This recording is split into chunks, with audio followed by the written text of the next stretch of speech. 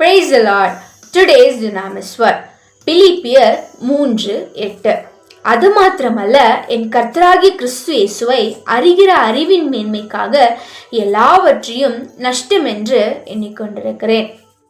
இது அப்போஸ்தலனாகிய பவுல் பிலிப்பியருக்கு எழுதும்போது இப்படியாக கூறுகிறார். பவுல் ரட்சிக்கப்படுவதற்கு முன்பதாக அநேக காரியங்கள் அவருக்கு மேன்மையாகவும் லாபமாகவும் இருந்தது. ஆனால் கர்த்தரை அவர் ஏற்றுக்கொண்டதுக்கு அப்புறம் அவர் லாபமாக நினைத்த அனைத்தையுமே அவர் நஷ்டம் என்று கருதி எல்லாவற்றையும் இயேசுவுக்காக அதை விட்டுவிட்டார்.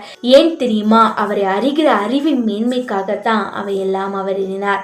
அதே போல இந்த பூமியில வாழ்ந்து கொண்டிருக்கிற நமக்கு ஒரு சில தேவைகள் அல்லது பல காரியங்களின் மேலே ஈர்ப்பு இருக்கலாம். நமக்கு அநேக காரியங்கள் மேலே லாபமாக இருக்குன்னு நினச்சி அதையே சார்ந்திருக்கலாம். ஆனால் நம்ம இன்றைக்கு அதை கர்த்தருக்காக நாம் அதை நஷ்டம் என்று எண்ணி கர்த்தரின் பின்னாக செல்லும்போது நமக்கு நஷ்டப்படுகிறதான காரியங்களை அனைத்தையுமே அவர் நம்முடைய வாழ்க்கைக்கு லாபமாக மாற்றி நம்மை சந்தோஷப்படுத்துவார்.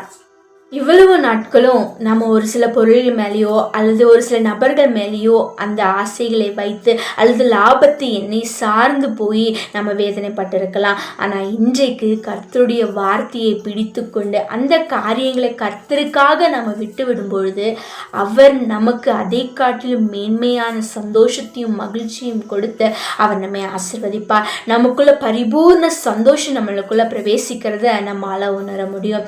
ஆகவே இன்றைக்கு அந்த உலகத்துக்குரிய காரியங்களையும் லாபங்களையும் விட்டுவிட்டு கர்த்தருக்கான காரியங்களை பிடித்து கொள்ளும் போது, கர்த்தருக்கான காரியங்களை நம்ம சிநேகத்தை அதிகமாக வைக்கும் பொழுது அது எல்லாவற்றையும் அவர் நமக்கு லாபமாய் மாற்றி கொடுப்பார்.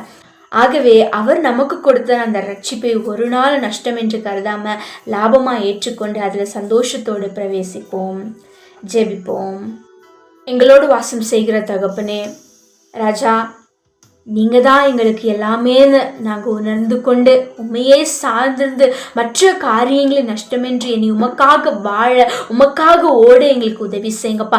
நீங்கள் கொடுத்ததான அந்த ரட்சிப்பை ஒரு நாளும் நாங்கள் நிர்விசாரத்தோடு ஏற்றுக்கொள்ளாத படிப்பா அதை நாங்கள் பயன்படுத்தி கொள்ள எங்களுக்கு உதவி செய்யுங்க. இயேசுவின் நாமத்தில் பிதாவே, ஆமேன். கர்த்தர் தாமே அவரை அறிகிற அறிவை நமக்கு தருவாராக.